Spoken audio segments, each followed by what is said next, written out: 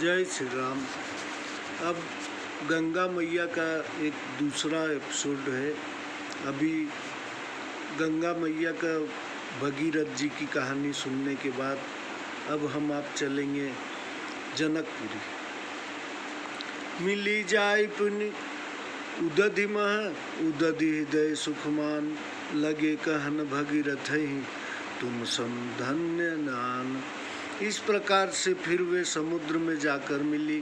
तब समुद्र में प्रसन्न होकर भगीरथ की बड़ाई करने वाला कि अपने आप के समान दूसरा कोई नहीं है। कीनो अस Received 1,590 rupees on Google Pay for business. बल कस नहीं होई, सगर तनय तीर तत्काला, हर्षवंत भयो निपाला। अब आपने ऐसा किया जैसा कोई नहीं करेगा। तप के बल की महिमा ऐसी क्यों न हो। सगर के पुत्र तो उसी समय तर गए जब राजा बड़ा प्रसन्न हुआ। अब लो रहे जे कुल महको, तिनके संग तरे सब जो सो। तुम समान निप और न भयऊ, जग विख्यात चल यश लयऊ। और जो अब तक कोई कुल में तरने से शेष रहे, उनके साथ अब वे भी तर गए। आपके समान कोई राजा नहीं हुआ। आपके जग विख्यात अचल यश प्राप्त किया है। सकल सुरन सग तहाँ विधाता, सुन सनाय कही स अस बाता। धन्य भगीरथ जग यस लयऊ, तुम समान निप अवर न भयऊ। वहाँ सब देवताओं को साथ लेकर ब्रह्मा जी आए और राजा के से यह बात कही, धन्य हो भगीरथ, जगत में आपने बड़ा यश पाया। आपके समान और निप नहीं हुआ। आपनि सत्य प्रतिज्ञा कियऊ, सम्मत वेद जतन सुख दयऊ। गंगा सागर सब कोई कहीं, अगल उलोक देखत रवि डरहीं।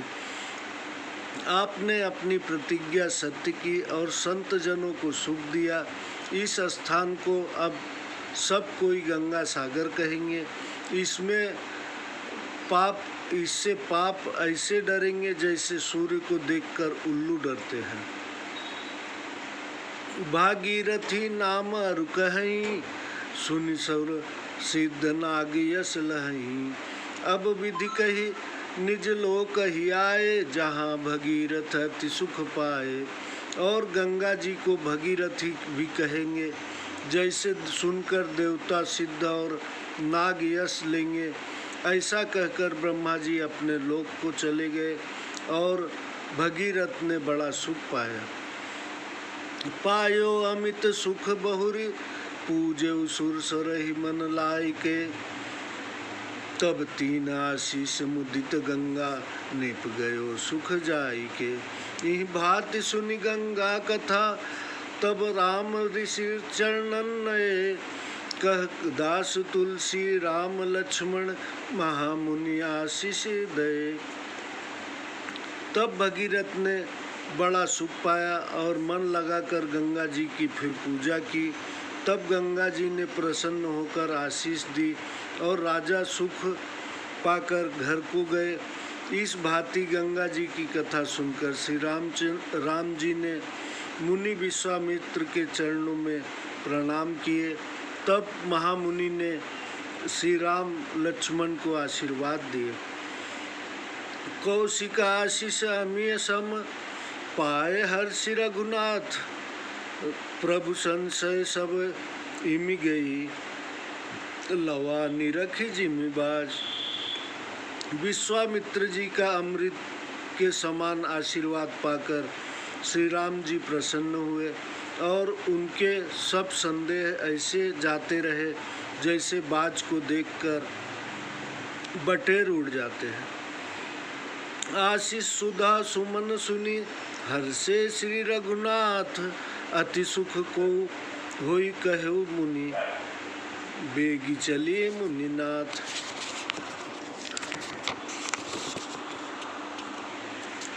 श्री राम जी के समान आशीष सुनकर बड़े प्रसन्न हुए और फिर श्री राम जी अमृत के समान आशीष सुनकर बड़े प्रसन्न हुए और फिर आशीष पाकर बोले, हे मुनिनाथ शीघ्र चलिए। गधि सुनु सब कथा सुनाई, जेहि प्रकार सुरसरी पही आई।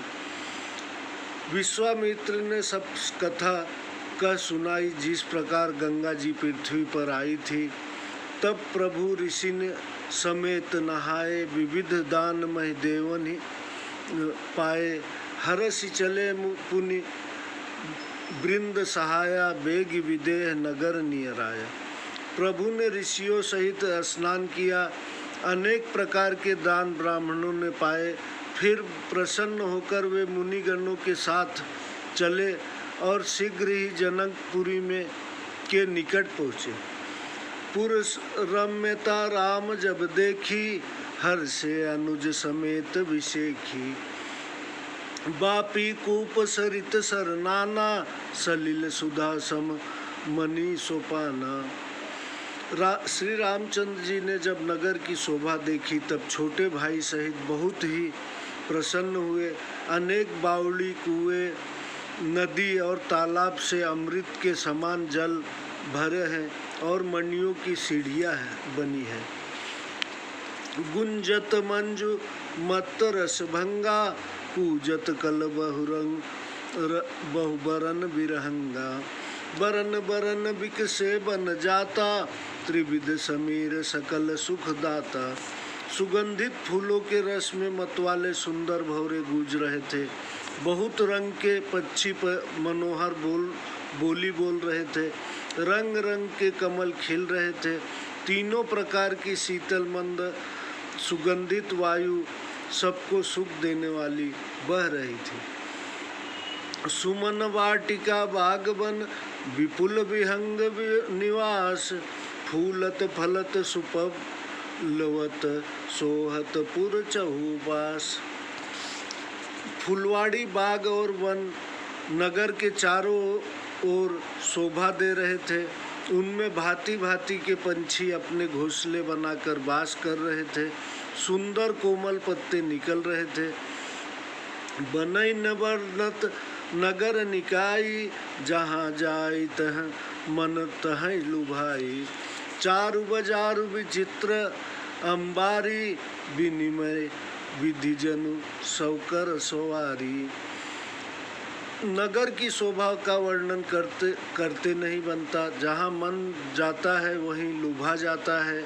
बहुत सुंदर बाजार और बड़ी विचित्र मणियों से जड़ित अटारियाँ हैं, मानो ब्रह्मा ने उन्हें अपने हाथों से बनाया है। धनिक बनिक बर धनद समाना, बैठे सकल वस्तु लय नाना। चौहट सुंदर गली सुहाई, संतत रहे सुगंध सिंचाई। कुबेर के समान धनी व्यापारी सब प्रकार की वस्तुएं लेकर बैठे हैं। चौक और सुहावनी गलियों का सदा सुगंधित रहती है।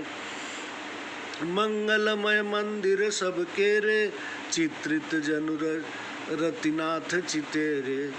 पुरनर नारी सुभग सुचि संता, धर्मशील ज्ञानी गुणवंता।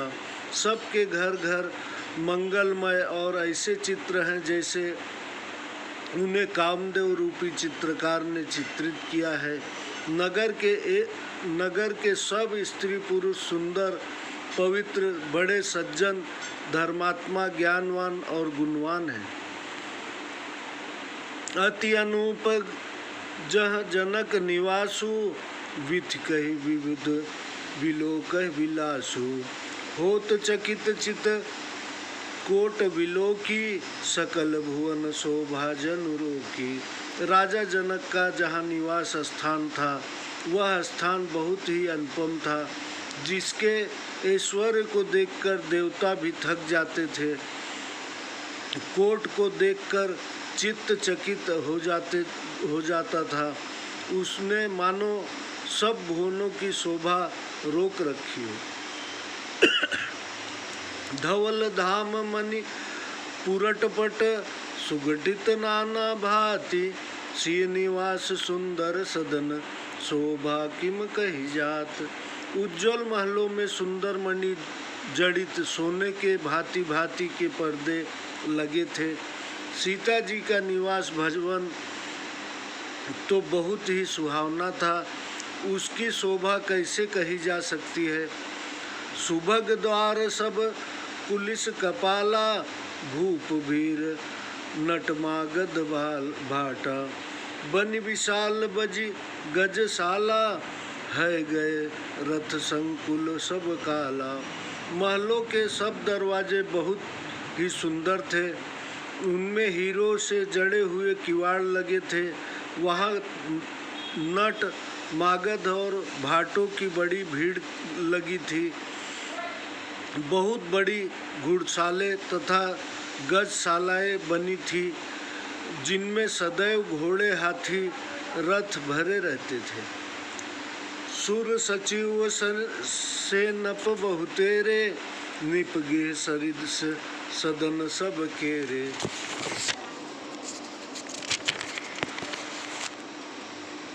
पुर बाहिर सरसरित समीपा, उतरे तह विपुल महीपा। बहुत से शूरवीर मंत्री और सेनापति थे। उन सबके महल की राजधानी में राजभवन के सामने ही थे। नगर के बाहर तालाब और नदियों के समीप जहाँ अनेक राजा लोग उतरे हुए थे। देखी अनूप एक औराई, सब सुपास सब भांति सुहाई।